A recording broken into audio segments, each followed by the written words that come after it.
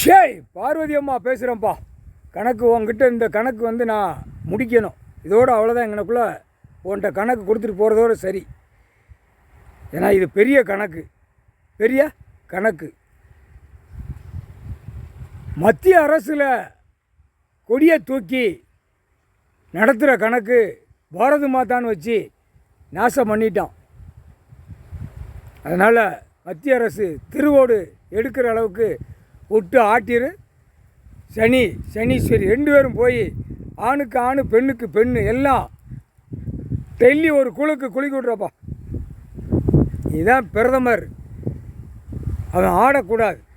ஆட்டத்தை ரெக்கையை ஒடிச்சு விட்டுரு. சனி பார்வை விழுந்தா என்ன நடக்கும்னு அவனுக்கு இன்னும் தெரியலை. டெல்லியில் உள்ளவனுக்கு அது இன்னுமத்தான் அவனுக்கு நாக்கில் சொல்லுத அளவுக்கு ஒருத்தன் சொல்லுவான். அவனை கூப்பிட்டு சனி உட்கார வச்சுட்டாரு, அவர் தான் பிரதமர், நீ இருக்க முடியாது, இல்லைன்னா நாடு அழியும், நாசமாக போகும், மத்திய அரசு நாசமாக போகும், மாநில அரசும் நாசமாக போகும், கொடி ஏற்றுறவன் கொடியை நட்டுறவன் பூரா திருவோடு எடுக்க விட்டுருவார் ஐயா. எடுத்துருவான். அவ்வளோதான். விட்டுட்டால கொடின்னு விட்டுட்டாலே எல்லா கொடியுமே திருவோடு தான் எடுக்க விடுவார் அப்படின்னு டெல்லியில் உள்ளவனுக்கு நாக்கில் ஒருத்தனுக்கு சொல்லுவான். சென்னையில் உள்ளவனுக்கும் மெட்ராஸில் உள்ளவனுக்கும் நாக்கில் ஒருத்தன் சொல்லுவான். புரிஞ்சுக்கப்பா.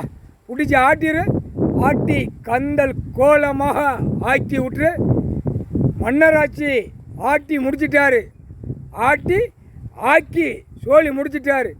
சமீன் உள்ளவனையும் ஆக்கி திருவோடு எடுத்து நாசம் பண்ணி விட்டுட்டாரு ஐயா. ஈஸ்வரன் கடவுள் பரமசிவன் என் ஈசன். அடுத்தாப்புல இந்த அரசியல்வாதியை நாசம் பண்ணி கந்தல் கோலமாக ஆக்கி திருவோடு டெல்லி டு தமிழ்நாடு வரைக்கும் எடுக்க விட்டுருவார். எடுறா அப்படின்னு. அப்போ எல்லா நாடுமே திருவோடு எடுத்துருவான். முக்கால் சத்தியம் சந்தோஷம் பூரா போய் சென்னையில் போய் உட்காந்துக்கோப்பா.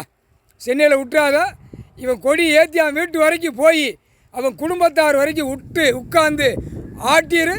மஞ்சள் சட்டை மஞ்சள் வேட்டி மஞ்சள் சேலை மஞ்சள் சட்டை ஜாக்கெட்டு போட்டு ஆட்டி ஆணும் பெண்ணு வந்துச்சுன்னா குடும்பம் ஆட்டி விட்றப்பா.